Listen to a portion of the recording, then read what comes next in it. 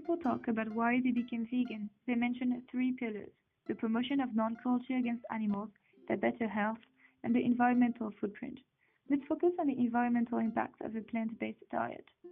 Because livestock uses almost 40% of the planet's land surface, factory farming represents 19% of the world greenhouse gas emissions, which is more than the whole transportation system, which represents 18%.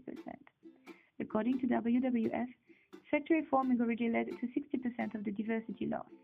In 2010, the United Nations reported that the consumption of meat and dairy uses 70% of the global freshwater consumption and almost 40% of the total land use. In other words, to produce 1 gallon of milk, it takes 1,000 gallons of water. This means that the waste produced by only 2,500 dairy cows equals the waste produced by 411,000 people, which represents almost twice the size of the spoken population. Another study shows that it takes 160 times more land resources to produce beef than plant-based food.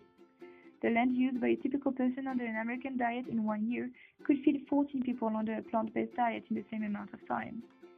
Veganism appears as the most sustainable and even most affordable solution, and if by 2050 everyone becomes vegan, food-related emissions will drop by 70%.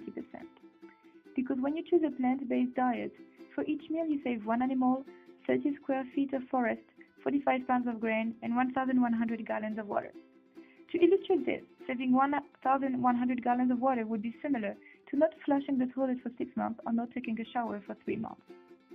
In the past 5 years, the number of vegan people in the United Kingdom increased by 300%. So the question you should ask yourself today is, do you want to be part of the group that realized what was right and decided to change?